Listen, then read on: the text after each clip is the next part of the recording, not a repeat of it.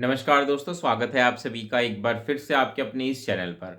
आज की वीडियो में दोस्तों हम बात करने वाले हैं D triple S B PGT vacancies के बारे में। और आज का जो हमारा मेन मुद्दा रहेगा वो ये रहेगा कि जिस प्रकार से डीएसएसबी ने पीजीटी की जो एज लिमिट है वो 36 साल से घटा करके 30 साल कर दी है, तो उसके बाद से क्या कुछ चीज़ें रही हैं, क्या कुछ अभी तक का अपडेट है, उस पर हम डिटेल में चर्चा करेंगे।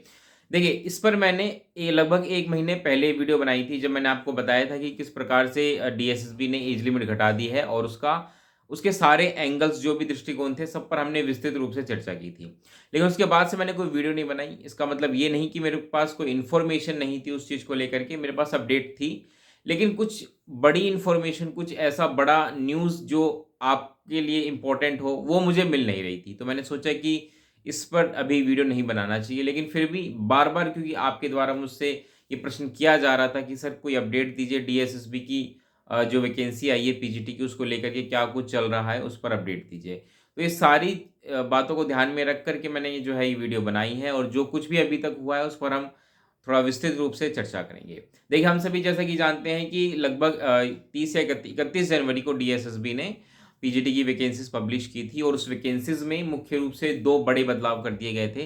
पहला तो ये कि जो एज लिमिट थी वो 36 साल से घटा करके 30 साल कर दी, जो कि सरासर गलत है। क्योंकि अगर आप देखेंगे तो एक व्यक्ति जो पीजीटी के लिए एलिजिबल होना चाहता है, उसको कम से कम 24 से 25 साल का जब वो होता है, तब वो सारी क्वालिफिकेशन पूरी कर पाता है। मैं ये मिनिमम टाइम बता रहा हूँ कि मिनिमम टू मिनिमम 25-26 साल तो उसको चाहिए ही चाहिए, और उसके बावजूद ये वैकेंसीज रेगुलर निकालते नहीं हैं। तो ये गलत हुआ। दूसरा, इन्होंने क्या किया कि पहले जिस प्रकार से कुछ कैंडिडेट्स जो इन्होंने हायर सेकेंडरी, ग्रेजुएशन, एमए, इनमें फर्स्ट डिवीज़न से क्वालिफ़ाई कर रखा है इन तीनों चीज़ों को, तो उनको अपॉर्च्युनिटीज़ दी जाती थी और मौका दिया जाता था कि आप बाद में बीएड कर लेना। लेकिन ये नियम इस बार ख़त्म कर दिया गया। तो ये बहुत बड़े 2 बदलाव किए थे, जिसकी वजह से मैं कहूँगा कि हज़ारों की संख्या में कैंडिडेट जो हैं वो प्रभावित हुए थे।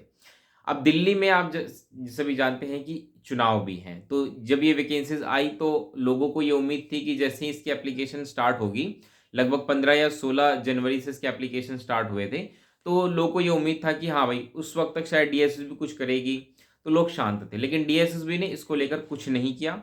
एप्लीकेशन प्रोसेस भी स्टार्ट हो गया, और इसी के साथ-साथ दिल्ली में आचार संहिता भी लग गई।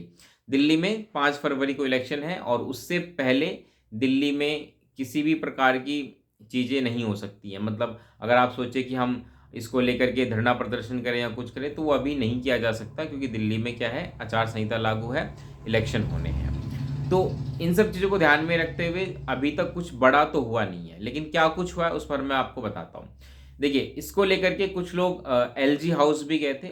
प्रॉपर जो एक लेटर है, एप्लीकेशन, वो एलजी साहब को लिखा गया था कि इस पर जो है थोड़ा-सा ध्यान दिया जाए, जो ये चीज़ें हो रही हैं बहुत गलत है।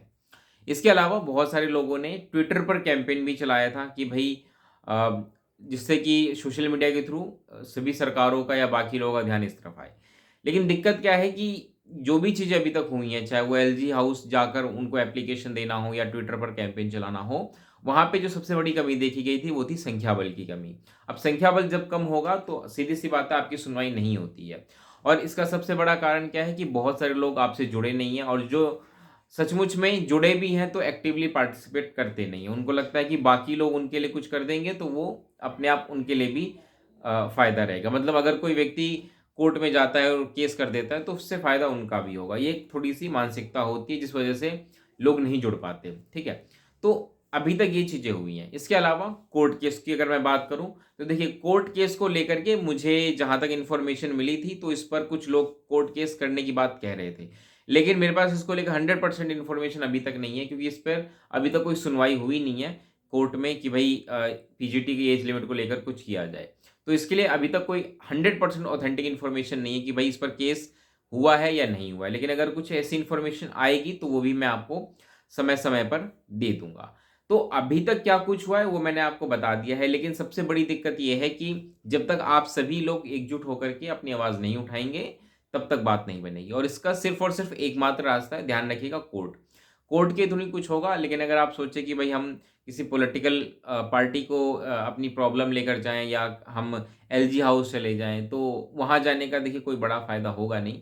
ये मैं आपको सीधे-सीधे कह सकता हूँ। बाकी आप प्रयास करिए, ऐसा ना आप मेरी बात को ऐसे मत लीजिए कि मैं आपको डिमोटिवेट कर रहा हूँ, कुछ कर रहा हूँ। कभी-कभी हम थोड़ा-सा प्रैक्टिकल होकर भी सोचते हैं, तो चीज़ें हमें अच्छे से समझ आती हैं। कई बार हम इमोशनली सोचते हैं, तो हमें लगता है कि सामने वाला व्यक्ति गलत कह रहा है। लेकिन अगर आप प्रैक्टिकल होकर सोचें, तो इसका एकमात्र रास्ता है, वो है कोर्ट केस। कोर्ट केस के थ्रू चीज़ें हो सकती हैं, लेकिन जो लोग एलिजिबल हैं इसमें, जो फॉर्म भर सकते हैं, अब वो सोचेंगे कि कोर्ट में जाकर के क्यों इस वैकेंसीज़ को फँसाया जा रहा है। क्योंकि हर एक व्यक्ति अंतिम रूप से अपना ही हित सोचता है कि भई जो उसमें योग्य है, वो तो ये चाहेगा कि भई कोर्ट में ये वैकेंसी ना जाए, और जो व्यक्ति के हित में नहीं है, अगेंस्ट है ये सारी चीज़ें, वो तो कोर्ट का ही सहारा लेगा ना, उसकी तो जीवन का सवाल हो गया। लेकिन मैं कहूँगा मुख्य रूप से ये गलत हुआ है। ये सभी के साथ गलत हुआ है, जो एज लिमिट घटा दी गई है, ये नहीं होनी चाहिए थी। ख़ैर इस वीडियो में मैं इतना ही रखता हूँ, और भी कोई अगर अपडेट मुझे मिलेगी इसको लेकर के, तो मैं आपको समय-समय पर देता रहूँगा। ये वीडियो कैसी लगी बताइएगा, लाइक करिएगा, शेयर करिएगा, चैनल को सब्सक्राइब करना मत भूलिएगा। मिलते हैं अगली वीडियो में दोस्तों, तब तक के लिए नमस्कार, धन्यवाद।